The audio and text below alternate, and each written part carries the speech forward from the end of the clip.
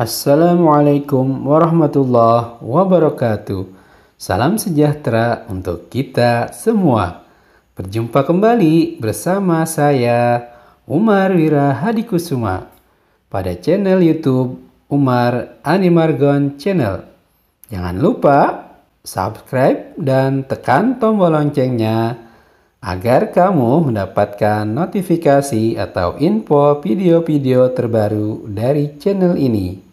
Silakan kalian like, comment, and share. Yuk, tonton terus videonya sampai habis.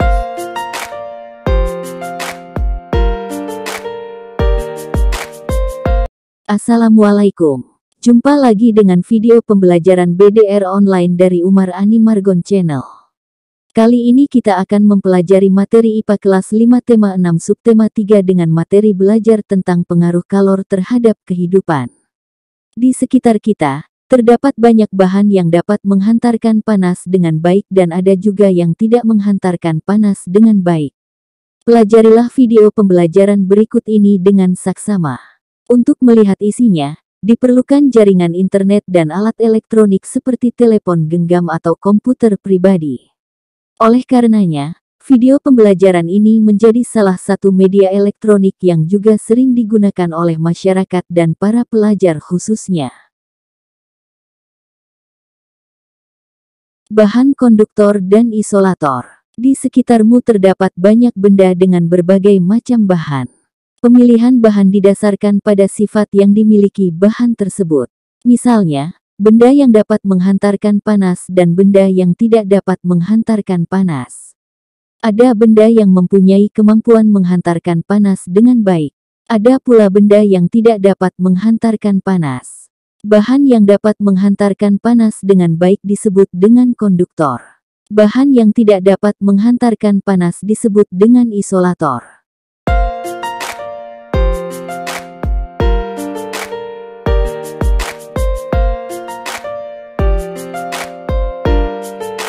Bahan konduktor yang sering digunakan dalam kehidupan sehari-hari, biasanya terbuat dari bahan logam.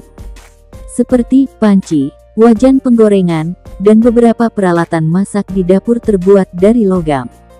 Jenis logam yang paling sering digunakan untuk membuat alat-alat tersebut antara lain besi, aluminium, dan tembaga.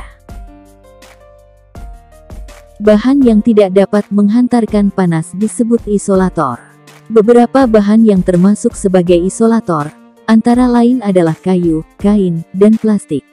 Penggunaan bahan-bahan ini banyak sekali dijumpai di sekitar kita. Penggunaan isolator dan konduktor. Penggunaan bahan konduktor dan isolator dapat diterapkan secara bersamaan pada sebuah alat. Perhatikanlah gambar ini. Panci yang biasa digunakan untuk memanaskan air ini terdiri atas bahan yang berbeda. Ada bahan yang berfungsi sebagai konduktor, ada yang berfungsi sebagai isolator. Pada gambar tersebut, terlihat bahwa penggunaan bahan isolator berguna untuk mencegah panas dari sumber panas dialirkan ke pengguna panci.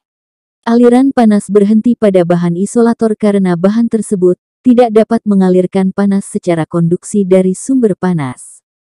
Sehingga, penggunaan bahan isolator terutama untuk melindungi pemakai alat agar tidak kepanasan dan dapat menggunakan alat tersebut sebagaimana mestinya.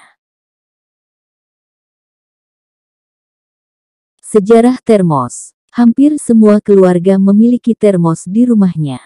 Termos memang sering digunakan untuk menyimpan air panas agar tetap panas saat digunakan. Biasanya keluarga yang memiliki bayi yang memerlukan susu setiap saat, menggunakan termos untuk menyimpan air panas. Termos adalah sebuah benda yang biasanya berbentuk tabung seperti botol yang mempunyai dinding berlapis. Benda ini dirancang berbentuk seperti kaca dengan bahan mengkilap yang dapat menyimpan cairan agar tetap memiliki suhu seperti semula. Dengan dinding dalam termos yang dirancang seperti kaca, maka kalor yang terdapat pada air panas tersebut tidak bisa berpindah dengan cepat. Panas yang dikeluarkan oleh air panas tadi, dapat ditahan oleh dinding dalam termos yang terbuat dari bahan mengkilap ini.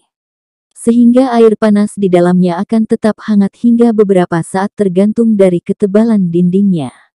Saat ini termos tidak hanya digunakan untuk menyimpan air panas, tetapi juga untuk menyimpan air dingin agar tetap dingin.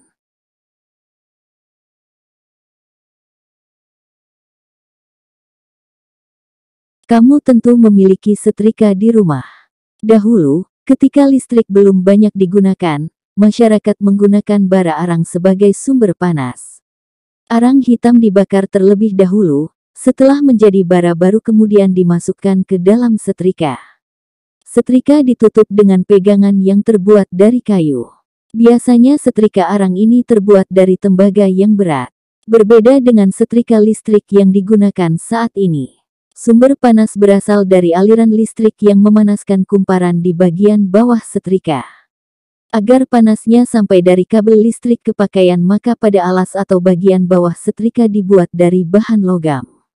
Sedangkan bagian pegangan setrika terbuat dari plastik yang bersifat isolator.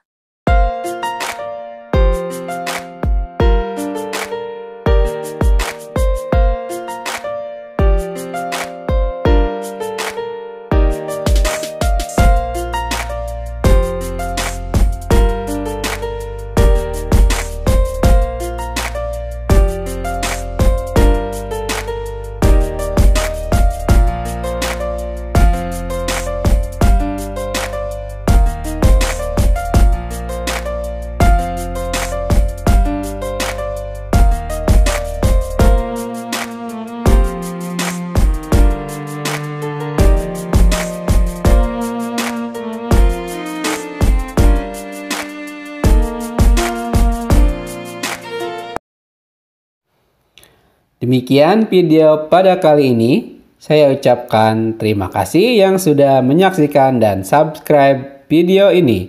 Kita berjumpa kembali pada video-video berikutnya di Umar Andi Margon Channel.